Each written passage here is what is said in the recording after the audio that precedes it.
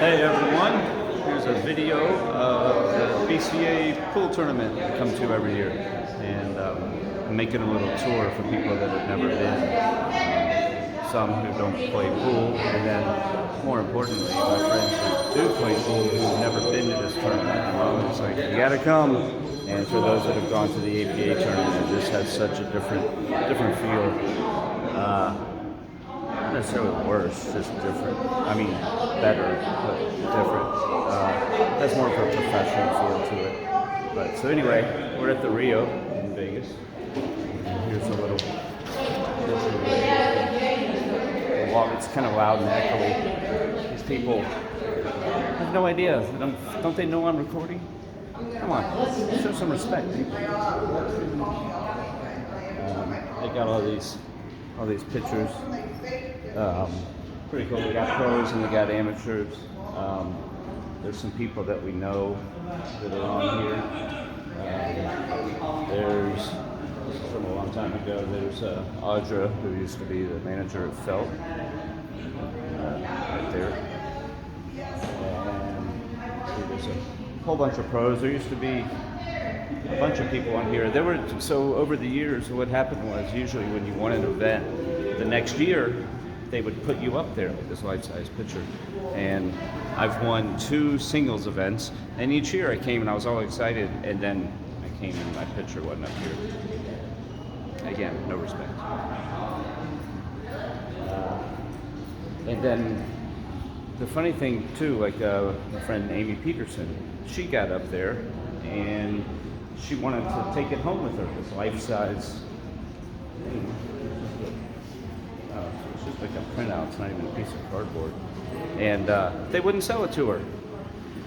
But yet they don't have it up here, so it's just sitting in the warehouse and they wouldn't give it to her and sell it to her. I don't know why. They'll make the rules. And then there is our friend Adam Cisneros. He made the board this year. There he is. He's playing in some of the pro events, or one of the pro events, 1 or 2. There he is. There's Adam. Oh yeah, that picture must have been taken from last year because he's got a mask on. Either that or he was setting trends back years ago. So, there's my friends.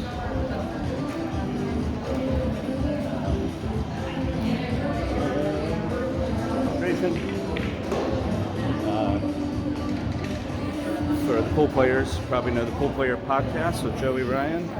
There's this little setup booth right there where they broadcast. This year they're not allowed to stream matches, which is weird because it's not a pay-per-view event, so I don't know why they're not allowed. So they got kind of banished to this outside room. That's a topic for a different day. So here is the room. Called the Diamond Tables.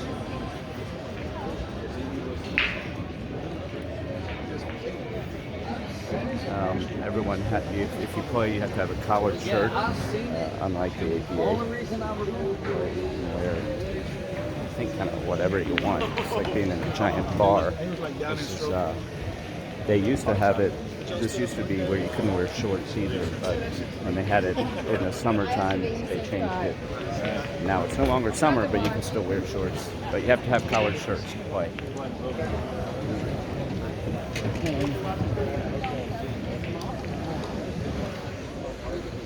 I'm heading towards I'm not as peppy as I am because I just lost my doubles match. We were on the winner's side and we just got steamrolled by a team. Made a couple of mistakes. I didn't make any mistakes. But we play again in 3.5 hours.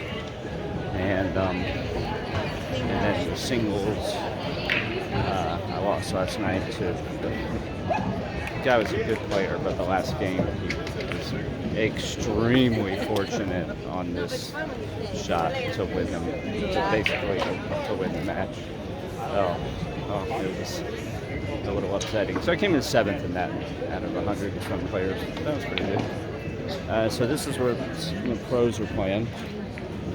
playing this 10-ball event. And there's Shane Van Bonen down there. These are the outside tables. And the finals. There's nothing being played here, so I can walk up here and talk. So here's the finals arena. The APA doesn't have anything like this. And they have four pro events this year. Predator, 10-ball, and then a Diamond Open, which I think is 9-ball. It might be 10-ball. Then the WPBA, the women's, is back. Remember when that was on television all the time? Their tour just started. I think this is the second event.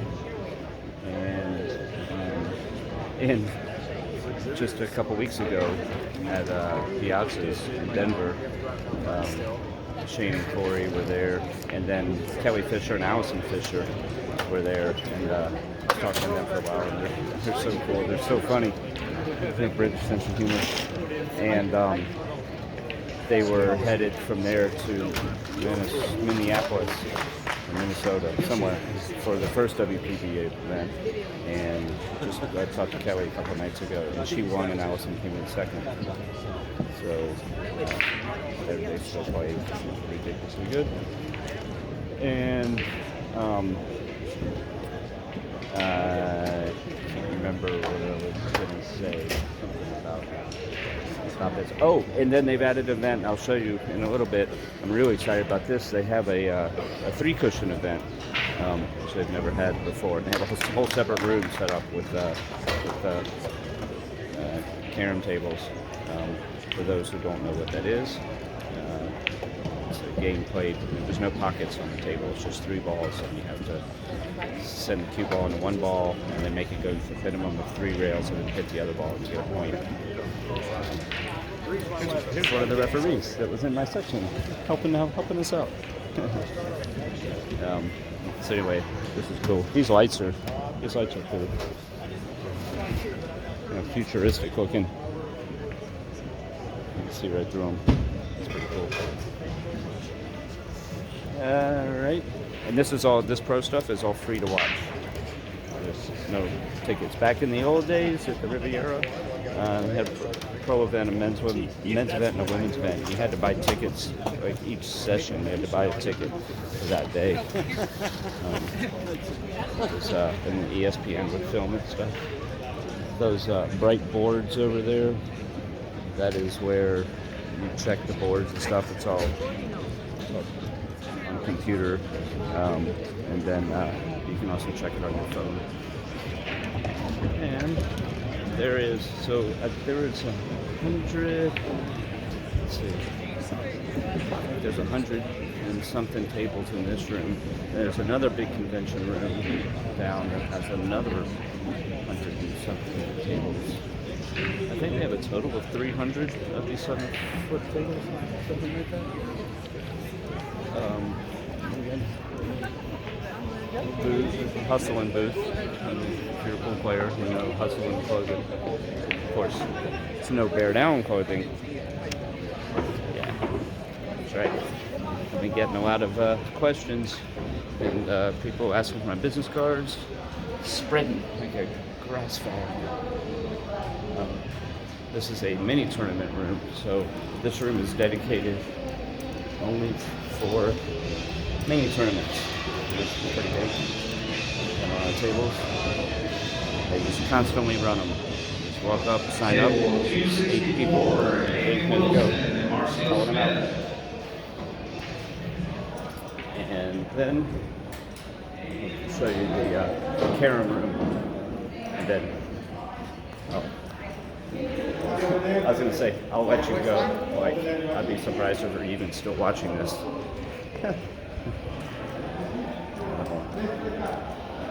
And let's see. Here we go. This is going to be awesome to watch. They're filming this. They got TV cameras and stuff. This is obviously the finals table. You see? The table doesn't have pockets on it. Here's a little known trivia fact. In the video in the 80s for Michael Jackson, uh, Beat It, there's a scene, you probably remember it, he's in a pool hall and he's dancing around the tables. There aren't any players in the background, there's probably like 10 tables or something, and he's right around the table doing his thing and wagging his knee around and stuff. If you look closely, none of those tables have pockets on them. And I believe that was filmed somewhere in New York, but it was a carom club instead of a pool club. It's interesting they chose that location. You don't see them very often. And I'll tell you what though, if I had room in my basement, in addition to my pool table, I would have one of these tables. That would be awesome. It'd be so. I've played it before. There was a pool hall in Denver that used to have 4 of them, and it closed a long time ago. Called Shakespeare's. The owner was an avid player.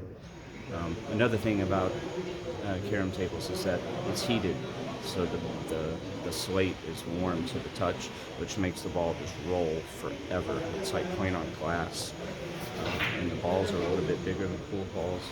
There's a red. Oh, here we go. There's a. See, there's a white. Let's see if I can zoom in. No, can't zoom in this mode. So there's a white one, a red one, and a yellow one. And one person is the white ball, and that's their cue ball, and the other person is the yellow ball, and that's their cue ball. And then you have to hit one of the two, whatever your cue ball is, you have to hit one of the other balls, send the cue ball around, hit a minimum of 3 rails, and then touch your ball. Or you can send the cue ball 3 rails first and then hit both balls if they're really close to each other. Either way, during the shot, the cue ball has to go a minimum of hitting the rail 3 times, whether it's before, during, or after hitting the first ball.